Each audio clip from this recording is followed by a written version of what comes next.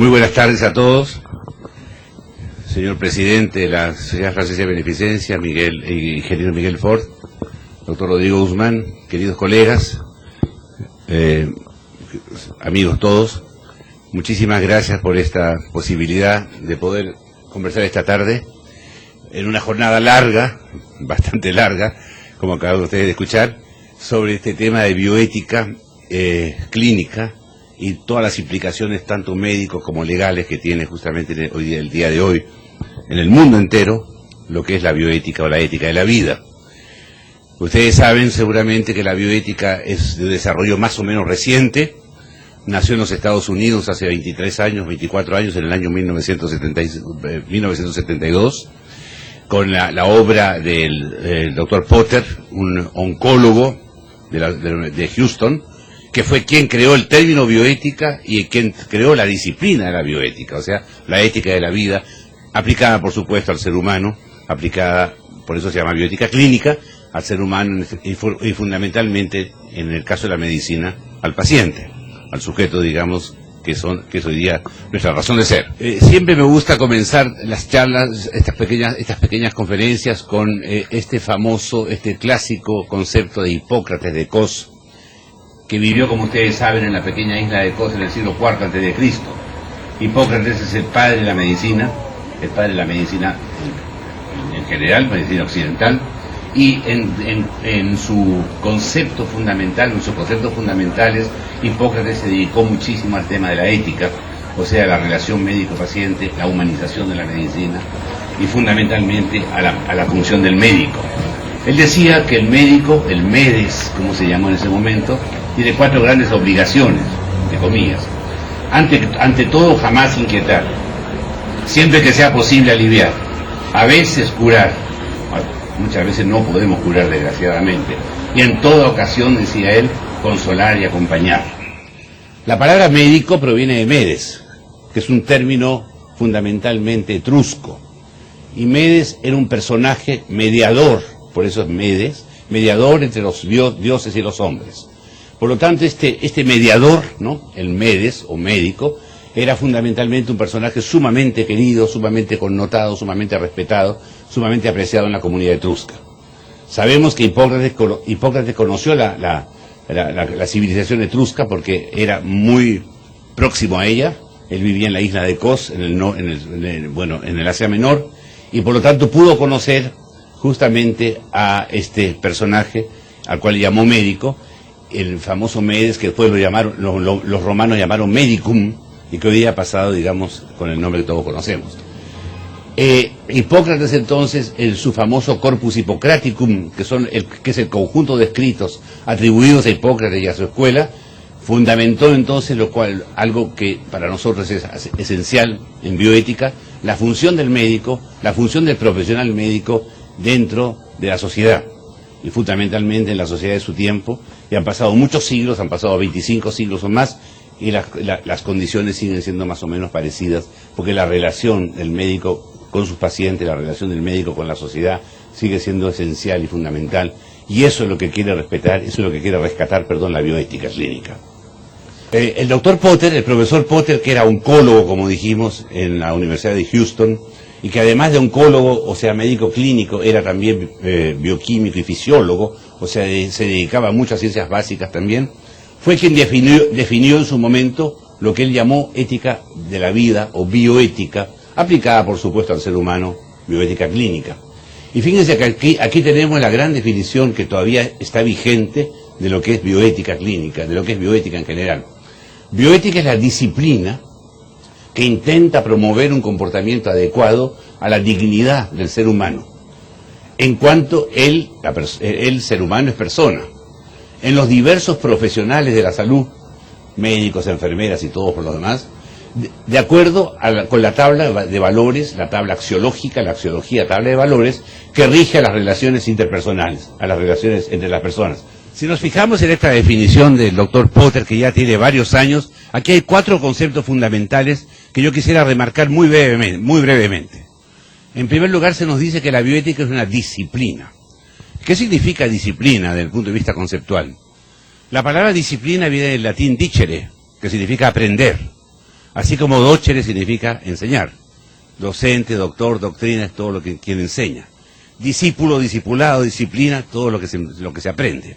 Por lo tanto, como cualquier otro campo de la medicina, o como cualquier otro campo del conocimiento humano, la bioética es algo que está permanentemente aprendiéndose. Es algo que debe aprenderse, que debe realmente ser estimulada por el aprendizaje.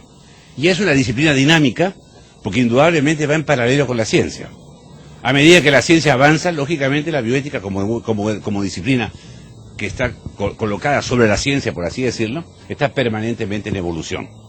Y aquí hay un concepto muy importante que yo quisiera que quedara muy claro, es que justamente la bioética tiene que fundamentarse seriamente, sólidamente en la ciencia, justamente en el desarrollo científico, en la actividad científica, en el progreso científico. Hoy día nadie puede hacer bioética si no está científicamente bien sustentado. Los grandes profesionales en este momento en el mundo, los grandes bioeticistas, son profesionales de primer nivel. O sea que conocen muy bien o están muy al tanto del progreso científico o de los avances científicos. Evidentemente es muy importante, solamente para poner un caso, el presidente actual del Consejo Internacional de Bioética, con sede en París, es un científico que ha recibido 2 veces el Premio Nobel de Medicina, ¿no? O sea que tiene 2 Premios Nobel de Medicina a su haber. Y él es el presidente actual de la CIB, del Consejo Internacional de Bioética, del Comité Internacional de Bioética.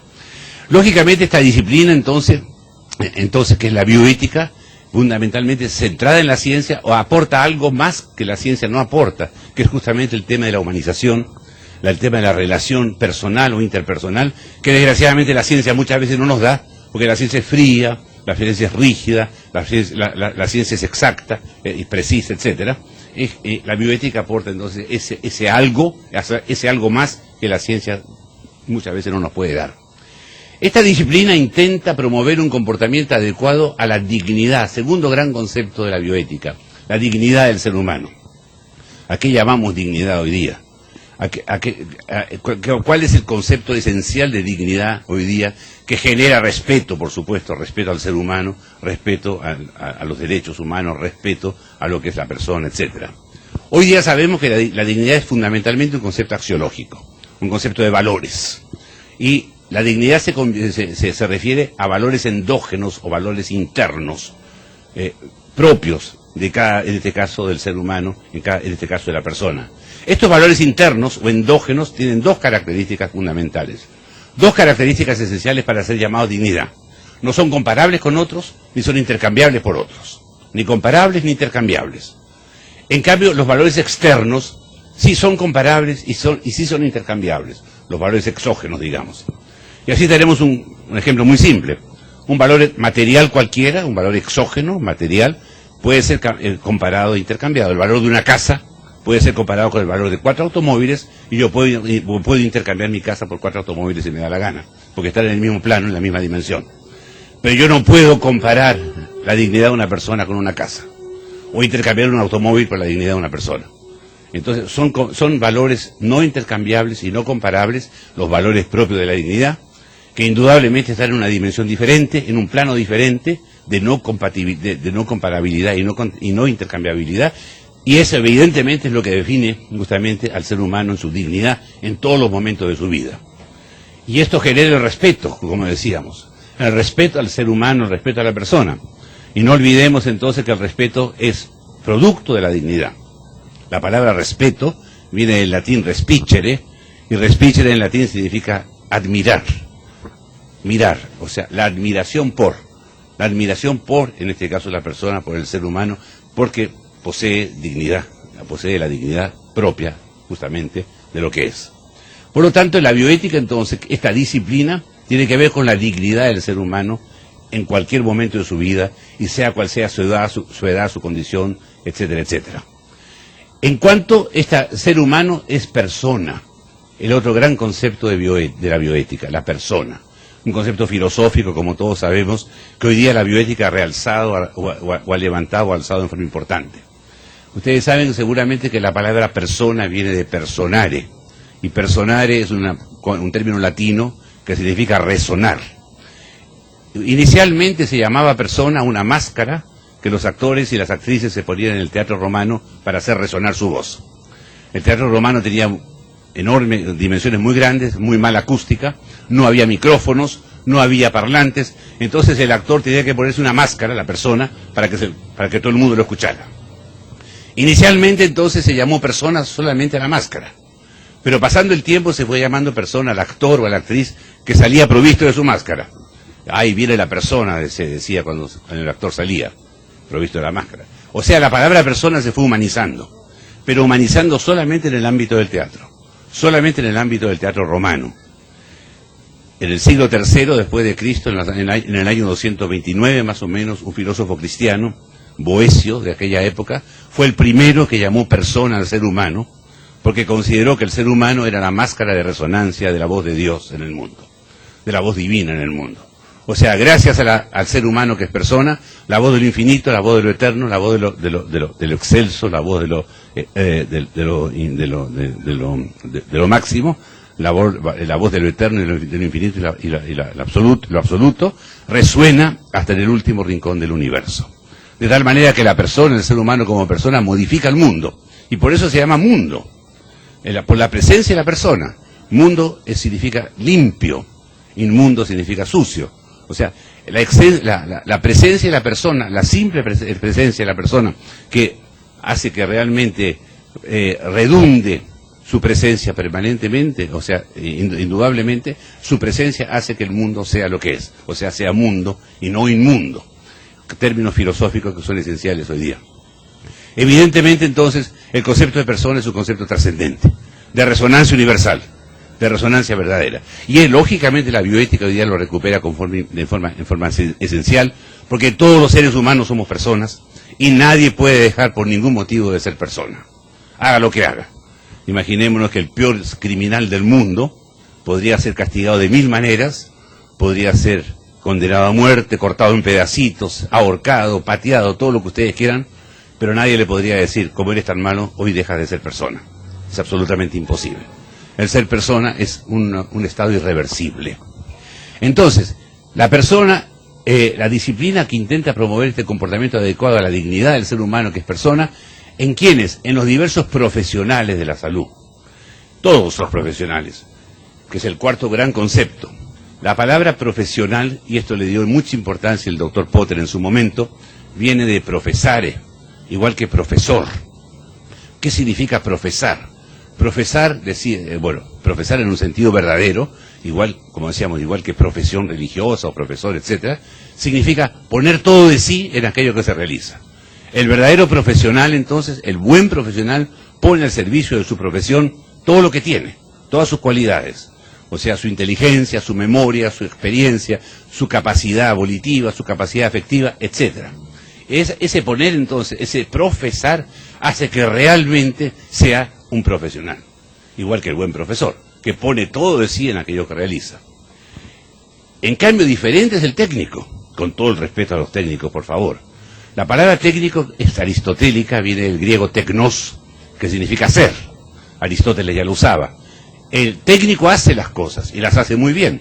Puede hacerlas mejor incluso con un profesional. Pero es un hacer periférico, un hacer externo.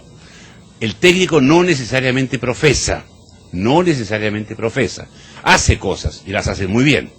En cambio, el profesional que profesa realmente es el que pone todo lo que tiene como persona al servicio de lo que hace.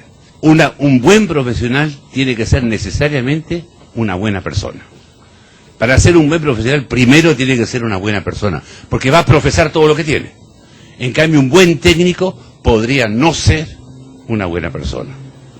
Un buen técnico, pero podría no ser una buena persona. ¿Y qué le ha pasado a la medicina? La medicina se ha tecnificado en exceso, decía Potter. Ha habido una tecnificación excesiva. Somos excelentes técnicos, pero no necesariamente somos siempre buenas personas. Y por lo tanto no somos buenos profesionales tampoco. O sea, la medicina se ha desprofesionalizado y se ha hipertecnificado. Ha habido una hipertecnificación, que es muy bueno, por supuesto, pero digamos, en desmedro de una profesionalización. Por eso estos 4 conceptos son tan importantes en bioética. Disciplina, dignidad, persona y profesional. Y están unidos en esta famosa definición. esta gran definición de lo que es bioética clínica, donde ustedes ven que estos 4 fundamentales conceptos están permanentemente asociados. Con estos elementos podemos comprender la relación médico-paciente. El enfermo es el infirme, el que ha perdido firmeza, el que ya no tiene firmeza. Por eso se llama enfermo, infirme. Antes tuvo firmeza cuando tuvo salud, cuando tenía salud, pero ahora ya no la tiene. Ni firmeza física, ni firmeza psicológica, ni firmeza económica, ni firmeza laboral. Toda la firmeza se le ha ido al diablo. O sea, toda la firmeza se le ha destruido. De repente se queda sin piso, por así decirlo. Y por lo tanto es un infirme, un ser carente de firmeza. El concepto de enfermo es un concepto ontológico entonces. Ontológico de ser, el ser que ya no tiene firmeza. ¿Y quién le da la firmeza? Lógicamente que se la da el profesional de la salud, que de alguna manera lo ayuda a recuperar su firmeza en general, para dejar de ser enfermo. Pero este enfermo, que es un infirme, es también un paciente, un pasire, padeciente, uno que sufre. Él sufre por esa falta de firmeza, lógicamente. Y evidentemente esa falta de firmeza que lo hace sufrir, lo convierte entonces, lógicamente, en un padeciente, un paciente. Son 2 conceptos diferentes que se dan en la misma persona, lógicamente. El enfermo, que sufre por falta de firmeza, y lógicamente es un paciente, se da en el mismo individuo. Pero son 2 conceptos diferentes. Uno es un concepto ontológico, de ser, y el otro es un concepto emocional, aquel que pierde firmeza y que por lo tanto está, digamos, de alguna manera alterado en su vida emocional. Y evidentemente lo que caracteriza al enfermo y al paciente es el sufrimiento en general, en un sentido verdadero. Sufrir viene del latín subfrire. Subfrire significa soportar una carga. Está soportando una carga más o menos importante, más o menos pesada, que es justamente la carga de su enfermedad, de aquello que lo hace sufrir, de aquello que le quitó la firmeza. Todos estos conceptos entonces son fundamentales, indudablemente, y van a, digamos, de alguna manera, van a dirigir o van a orientar, van a fundamentar la relación entre el médico o el profesional de salud y su paciente, que es el enfermo que está frente a nosotros, o los enfermos que están frente a nosotros. Se trata de una relación interpersonal, indudablemente. Una relación interpersonal dialógica, de diálogo. ¿Qué significa dialógica? Diálogo no significa hablar. Diálogo significa pensar 2. 2 que piensan en conjunto, 2 que piensan igual, 2 que están sintonizados o sincronizados en lo que piensan. Logos o logen es pensar, no hablar. En el diálogo, en el verdadero diálogo, lo que se comparte es un pensamiento común. Es un pensamiento común entre el médico y el paciente. El médico y el sujeto que está a cargo nuestro. Lógicamente es una relación asimétrica, porque el médico es mucho más, entre comillas, que el paciente, o la enfermera también, en el sentido profesional, mucho más, entre comillas, no en el sentido humano, pero sí en el sentido profesional. Esta relación asimétrica puede generar, como vamos a ver, actitudes paternalistas por parte del paciente, del profesional de salud, del médico fundamentalmente, y eso, digamos, de alguna manera alterar o, digamos, deteriorar la relación médico-paciente. El ejercicio, entonces, de poder, hay un ejercicio de poder indudable por parte del facultativo, por parte del médico. Yo tengo poder sobre ti, yo tengo poder sobre el paciente que está frente a mí, porque yo tengo los elementos para poder ayudarlo, yo tengo digamos, todos los elementos técnicos y profesionales como para poder, de alguna manera, hacer que recupere su salud, o promover su salud, o evitar, digamos, la enfermedad. Evidentemente, esta relación interpersonal dialógica, de diálogo, como decíamos, es realmente una relación asimétrica, verdaderamente lo es, pero indudablemente esto se va a manejar, como vamos a ver, en una buena relación, en una relación adecuada. Y efectivamente, ¿qué es lo que nos sucede a nosotros los médicos en general? Muchas veces, y eso no solamente en el Perú, sino en el mundo entero, y quizás más todavía en el primer mundo que en nuestro pobre tercer mundo. Las frustraciones, la angustia, los sentimientos negativos que todos tenemos muchas veces, que digamos que de alguna manera nos adornan o son propias nuestros, son susceptibles de desbordar muchas veces hacia el paciente. Esta relación médico-paciente se ve entonces alterada por ese tipo de alteraciones que nos afectan muchas veces y que hacen que verdaderamente el paciente sea quien realmente pague los platos rotos en algún momento determinado.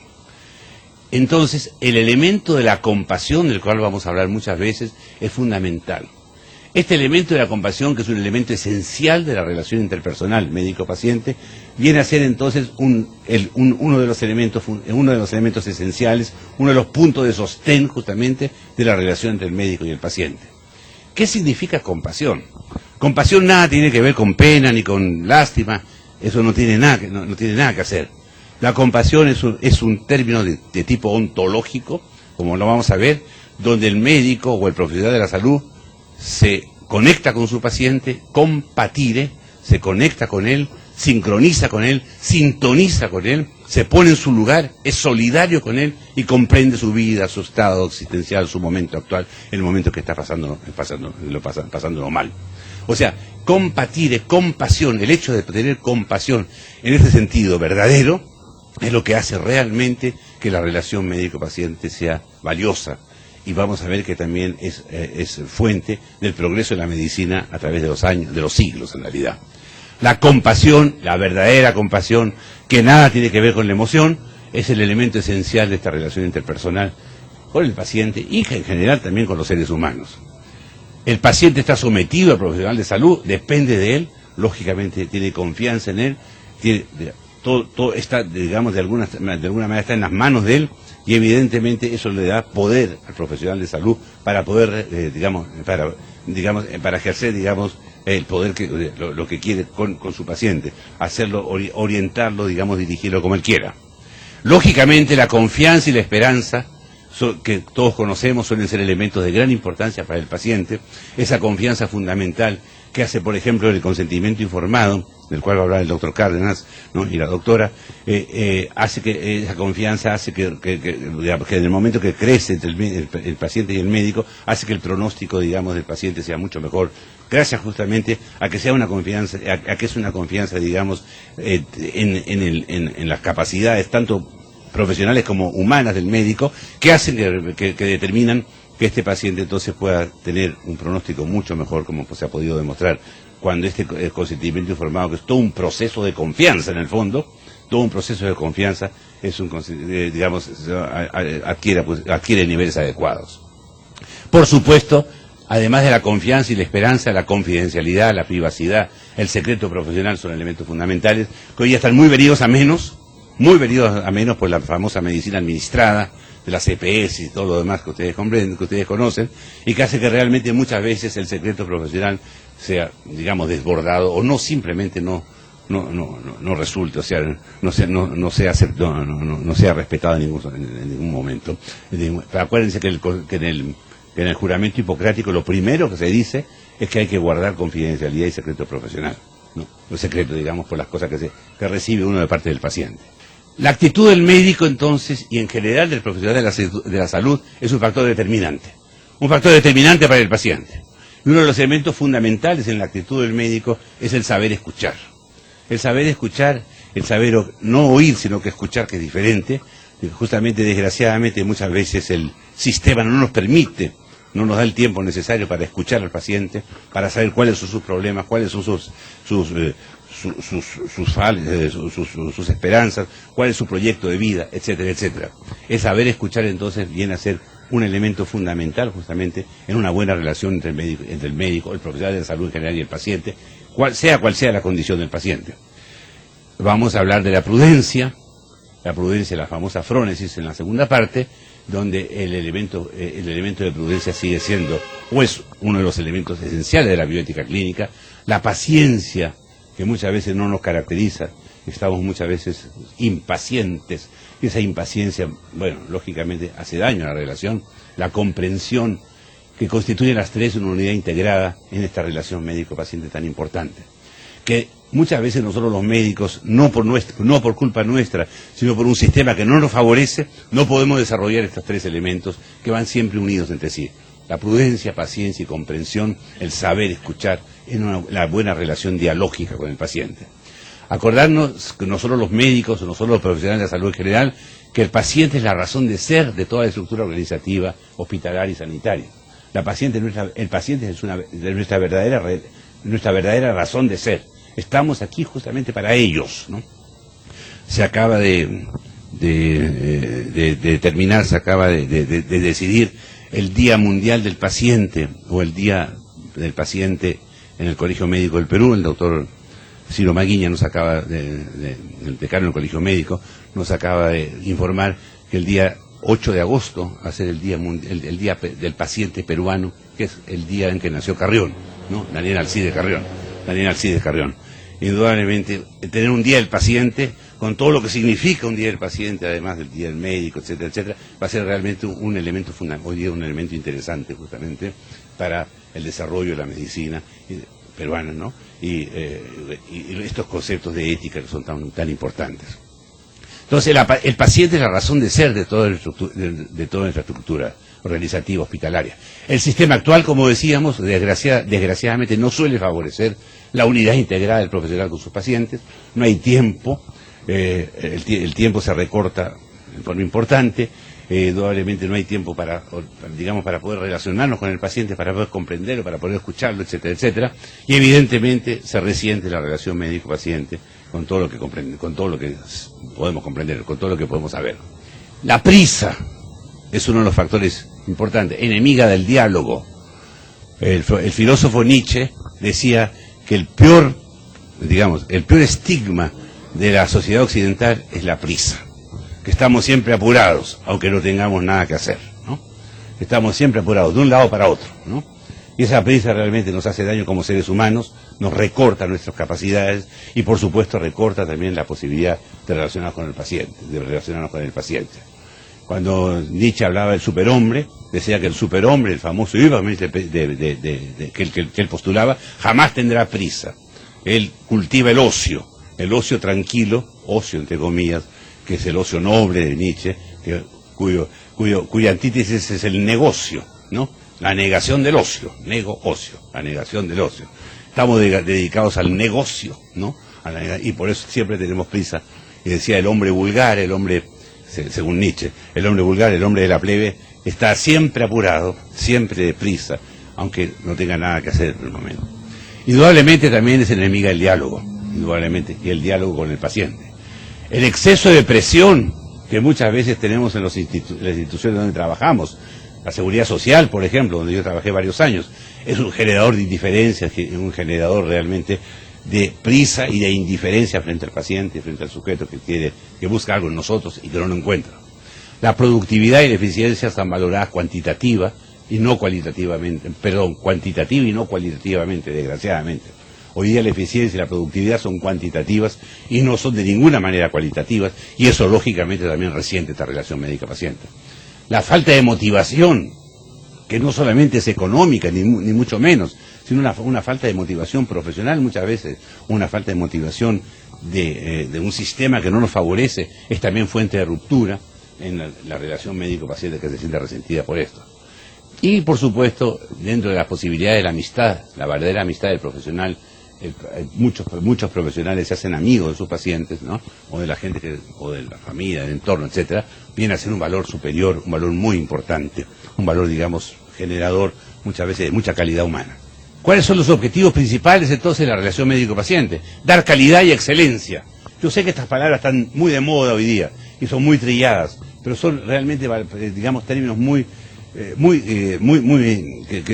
que dan mucho sentido, muy significativos. Dar calidad y dar excelencia en la atención médica y en la atención de salud en general. Ese es nuestro objetivo principal, que realmente demos la calidad y la excelencia necesaria como para que el paciente se sienta totalmente gratificado en todo sentido. Dar al paciente garantía de que estamos haciendo todo lo posible por su bienestar total. Esto es fundamental porque la salud, como ustedes saben, es el estado de perfecto bienestar físico, psíquico, espiritual y social. Son 4 elementos fundamentales: lo somático, lo psicológico o mental, lo espiritual y lo social. Dar al paciente la garantía de que estamos haciendo todo lo posible por su bienestar total, o sea, por su salud integral. Y por supuesto, en la relación médico-paciente se requiere un sentido pleno de responsabilidad.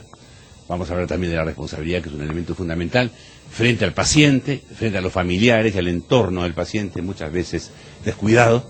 Es importante que tengamos la posibilidad de llegar también a los familiares y al entorno del paciente, que son los que ayudan al sujeto que está frente a nosotros. Y eso va a requerir, no es fácil, no es nada fácil, un esfuerzo permanente y renovado por parte del médico, renovado por parte del profesional de salud. Es un esfuerzo yo diría que casi diario o permanente, ¿no? Casi diario, de poder realmente ponernos en el sentido de tener una relación médico-paciente adecuada. Significa, digamos, forzarnos a nosotros mismos para poder lograr esto sin desmayar, por así decirlo.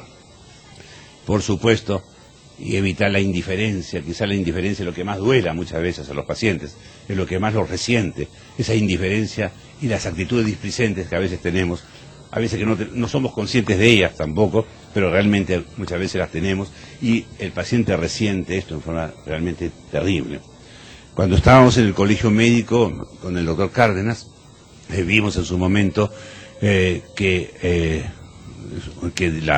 la mayor parte de las quejas de los pacientes contra los médicos eran justamente por indiferencia, o justamente porque el médico, digamos, no le dio la debida atención a su paciente, que de alguna manera el paciente le relató algo y el médico no le dio ninguna importancia, que no lo miró, que no lo saludó, que simplemente no tuvo ningún tipo de, digamos, de cortesía con el paciente, y el paciente entonces se venga, entre comillas, ¿no? Entonces, denunciando al médico, ¿no es cierto? No se venga tanto por un hecho, digamos, un acto, digamos, que haya sido, digamos, que pudiera haber sido nocivo, también eso, pero sobre todo lo que más le ha dolido es esa forma, digamos, como el médico lo trató, o como el profesional de la salud lo trató en su momento. Y entonces la venganza, entre comillas, del sujeto es justamente denunciarlo. Pero cuando la relación es buena, por más que ocurran tragedias, como también ha ocurrido, no hay denuncia, o casi no hay denuncia, ¿no? Indudablemente, si la relación realmente es buena, si hay verdadera confianza, si hay verdadera solidaridad, una verdadera compasión que decíamos entre el médico y su paciente, que está frente a él, indudablemente o las denuncias no se dan, o simplemente, bueno, son sumamente superficiales, por así decirlo. O sea, esa relación es fundamental, por lo tanto, evitar entonces esta forma de indiferencia y de actitudes displicentes que muchas veces son producto de un exceso de trabajo, de un exceso de presión, de un sistemas inadecuados, indudablemente van a resentir esta relación médico-paciente. No olvidemos que los principios de la bioética son estos cuatro, no vamos a entrar en detalle: el principio de beneficencia, el de no maleficencia, el de justicia y el de autonomía. Estos cuatro grandes principios de la bioética, indudablemente tienen que darse fundamentalmente y digamos, de alguna manera se ejercitan o se ponen en claro en la relación médico-paciente. Lo fundamental es lo absoluto, lo canónico, es lo que decíamos al comienzo, la intrínseca dignidad de la persona. La persona entonces tiene valores propios, endógenos, intrínsecos, que son valores que no son ni comparables ni intercambiables. Y no olvidemos este gran concepto del filósofo Kant, que la persona es lo único, que es un fin en sí mismo, y jamás un medio para lograr otro fin que no sea la misma persona, que no sea ella. O sea, todo el resto son medios. La ciencia es un medio, la técnica es un medio, lo económico es un medio, lo social es un medio. El único fin es la persona, el bienestar de la persona, el verdadero bienestar de la persona, que realmente uno utiliza todos los medios que tenemos para ese único fin, que es justamente la persona, que es el fin supremo. Decía Kant que lo verdaderamente inmoral es utilizar a las personas como medios, o utilizar a los medios como fines, ¿no? La inmoralidad consistía realmente en esto. Y esto indudablemente es uno de los conceptos fundamentales hoy día en bioética, ¿no? Poner a la persona en primer lugar, en su sitial de honor, y poner todo el resto al servicio de la persona y su bienestar. Solamente quiero mencionar algunas cosas que son hoy día tremendas en el mundo entero, tremendas entre comillas, por supuesto, y fundamentalmente la deshumanización de la medicina. La deshumanización de la medicina o de la salud en general. Desgraciadamente, la deshumanización abarca muchos campos de la actividad humana: la política, la economía, las relaciones internacionales, etcétera, y desgraciadamente la medicina no pudo sustraerse a esto. Desgraciadamente no pudo apartarse de este tema. Y efectivamente tenemos que, sobre todo en los grandes hospitales, en las grandes instituciones, algo que un autor alemán ha llamado el hospital sin alma, hospitales a veces extraordinarios, de fibra de vidrio, fantásticos, con todas las comodidades que uno pueda imaginarse, pero sin alma, o sea, sin la parte más importante, que es justamente la humanidad, justamente por centralización de las instituciones, por centralización del personal, caemos en el anonimato y en la anomia o anomía. Indudablemente eso lo hemos vivido todos de alguna manera. El anonimato es que el ser humano pierde su nombre, se transforma en el número de su cama, el número de su cuarto, el paciente 23, el paciente 52, la cama 10, etcétera, o el síntoma o la enfermedad principal que tiene, e indudablemente ese anonimato nos va a llevar entonces a un descompromiso anómico, descompromiso afectivo y social. Un descompromiso afectivo y social. No puedo estar comprometido con la cama 4 o el paciente 22. Yo estoy comprometido con un ser humano que se llama, que tiene nombre y apellido, ¿no? Justamente la anomia, el anonimato, perdón, nos lleva a la anomia, y son una pareja que va junta, el anonimato y la anomia, indudablemente, resultado de una despersonalización y deshumanización, sobre todo en las grandes instituciones de salud. La burocracia, indudablemente también, donde los intereses de los profesionales de salud son mucho más importantes que los intereses de los enfermos. Hay informes de papeles, o informes y papeles que van acumulándose, ¿no? Y los rasgos personales del enfermo se diluyen y quedan totalmente oscurecidos. Un interesante estudio hecho hace algunos años en el Hospital Ramón y Cajal de Madrid, Hospital Ramón y Cajal de Madrid, que es uno de los más importantes de España y de Europa, demostró, eso fue publicado el año 2004, creo 2005, demostró que cada día en ese hospital, por la cama del paciente pasan 25 personas diferentes, 25 personas distintas, que le preguntan de todo, qué seguro tiene, que por qué no tiene el otro seguro, que cuáles son sus cargas, que cuánto gana, que cuánto no gana, le preguntan de todo, pero ninguno le pregunta cómo se siente, ninguno le pregunta qué necesita usted, qué quisiera usted, no le interesa, simplemente la burocracia que lógicamente lleva a la deshumanización y despersonalización, indudablemente. Eso era España, que ya es un país europeo importante, pero que no estamos muy lejos de eso nosotros tampoco. La tendencia secular de la atención profesional, con una búsqueda exclusiva del lucro. El lucro no es malo, el lucro es bueno, pero no puede ser algo que exclusivamente se busque, ¿no? Con, digamos, prescindencia de todo el resto. Y eso el paciente se da cuenta y lo resiente, por supuesto. Y evidentemente esto causa pues malestar, causa alteración y digamos rompe o altera en forma importante la relación médico-paciente. La excesiva profesionalización y especialización, ¿no? Cuando la especialización, la profesionalización es muy buena, pero no puede ser lo único, o no puede ser exagerada, donde las capacidades técnicas, como decíamos al comienzo, están por encima de las humanas o personales, ¿no? De las capacidades humanas o las capacidades personales, y uno va a consumir tecnología de punta, ¿no? Evidentemente, esto se acompaña de un sentimiento muchas veces de frustración y de deshumanización. Y algo que me gustaría, digamos, de alguna manera recalcar, las ideologías deshumanizantes, que hoy día permean a nuestra sociedad, por así decirlo. Por ejemplo, que la atención de salud es más un privilegio que un derecho. Esto se ve, por ejemplo, en el Seguro Social, donde se cree que realmente se le está haciendo un favor al paciente porque se le está atendiendo, lo cual no es cierto, indudablemente. Y se le trata justamente muchas veces así, como si se le estuviera haciendo un favor. O que ciertas enfermedades son moralmente reprensibles, lo que ocurrió con el SIDA dramáticamente en su momento. Felizmente ya esto ya se ha calmado, ¿no? Pero en su momento yo me acuerdo del Hospital 2 de Mayo cómo trataban a los pacientes con SIDA, ¿no? Realmente era impresionante, ¿no? Los aislaban, los trataban mal.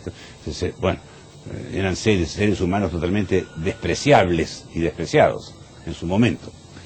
O el enfermo terminal, del cual va a hablar la doctora Miriam, que muchas veces es una situación de paria, ¿no? El enfermo terminal simplemente es un paria que está molestando, ni se le pasa visita, ¿no? Se le pregunta en una visita, ay, todavía no se ha muerto usted, ¿no? Ni siquiera entran a la habitación a ver cómo está el paciente o la familia.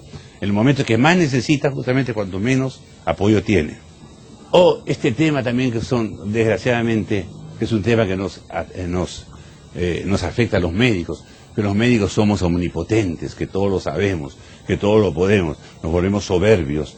Las universidades y las facultades de medicina nos vuelven muchas veces muy soberbios, creemos que somos lo máximo, ¿no? Y evidentemente, ¿qué sucede? Y eso lo vemos en los hospitales, sobre todo en los hospitales grandes. Cuando un paciente, por ejemplo, no tiene acceso a su médico, o a la enfermera principal, por ejemplo, o a la enfermera graduada, ¿no?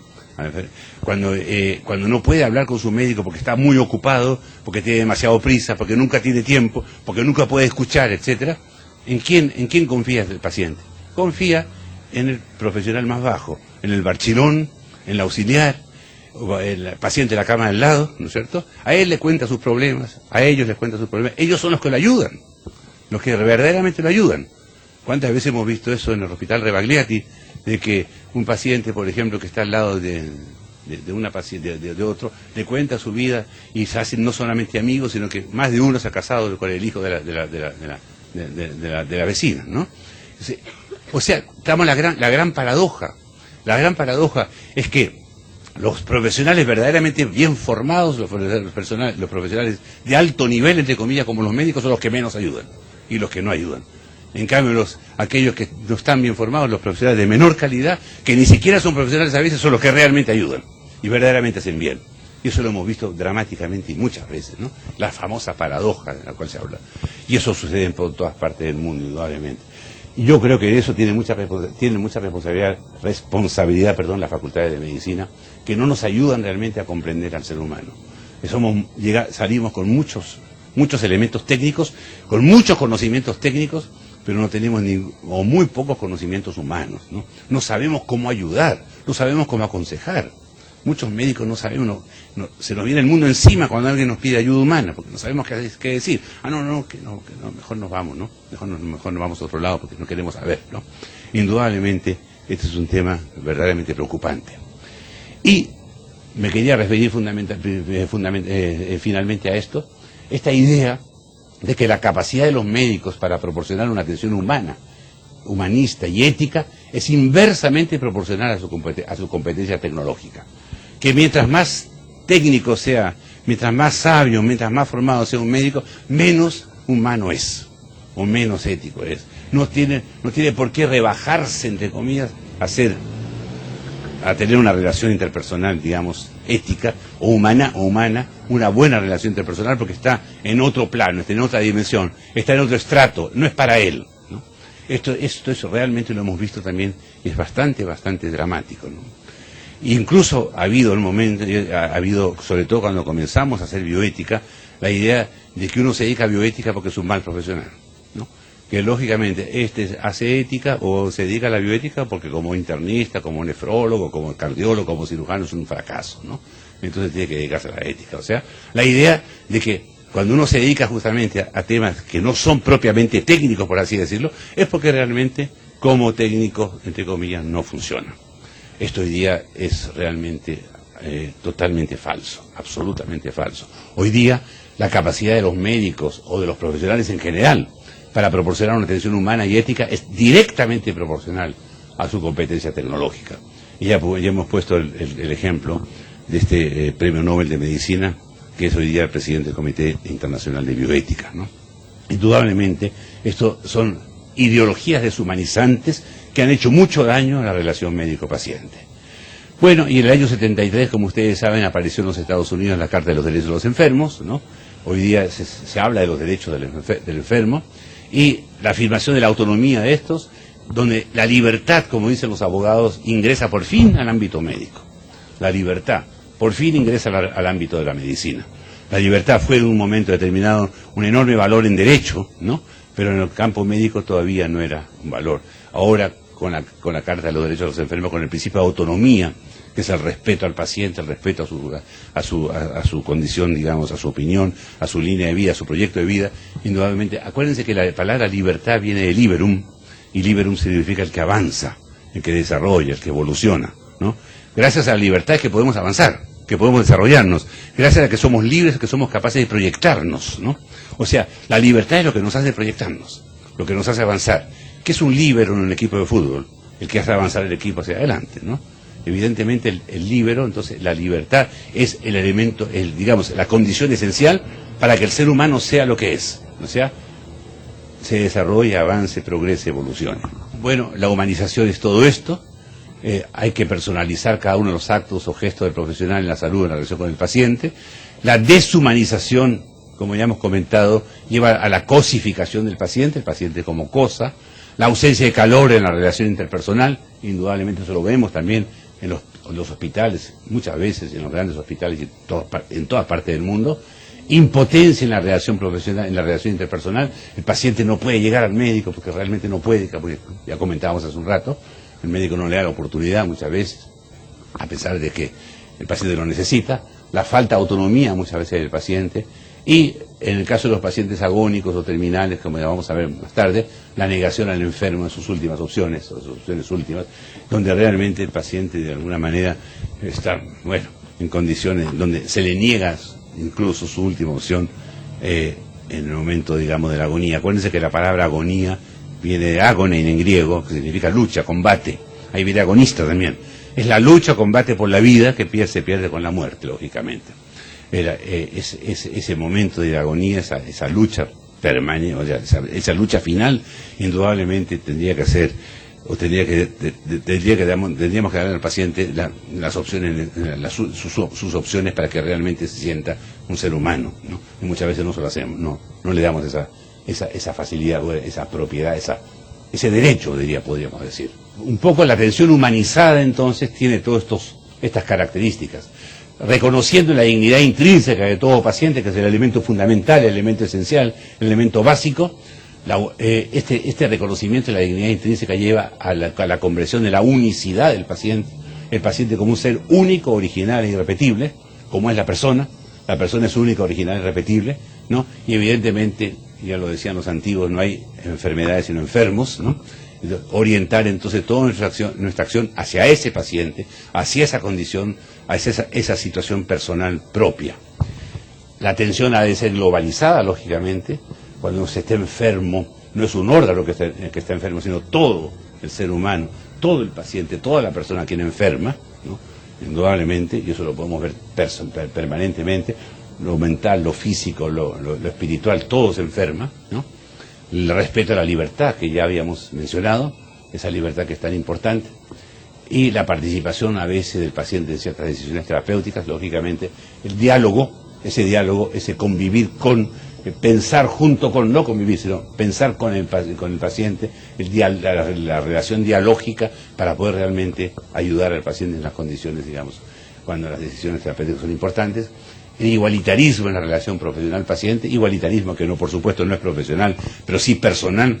¿Cuántos pacientes nos enseñan cosas valiosísimas, valores importantes como personas, porque son valiosos como personas, ¿no? Y lógicamente nosotros incorporamos esos valores que nos enriquecen, ¿no? Y nos enriquecen como seres humanos y por lo tanto también profesionalmente en un segundo momento. La empatía y el afecto no siempre es necesario, como ustedes saben, incluso se dice que no es necesario, o sea, no es recomendable que un padre atienda a su hijo, o un padre o un esposo a su esposa, porque ese afecto podría, digamos, distorsionar la relación. Justamente eso se sabe desde siempre. Esa distorsión de la relación podría ser debida a que lógicamente como hay un lazo afectivo, se pierde objetividad muchas veces, y se pierde autoridad también muchas veces.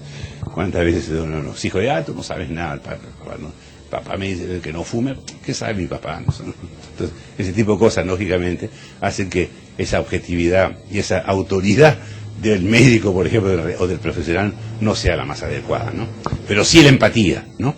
Y dentro de la empatía, la compasión, como decíamos hace un rato, ese compatire, ¿no es cierto? Esa relación, digamos, de compasión, de solidaridad, de ponerme en el lugar del otro, de ponerme en los zapatos del otro y comprenderlo en su esencia, es fundamental.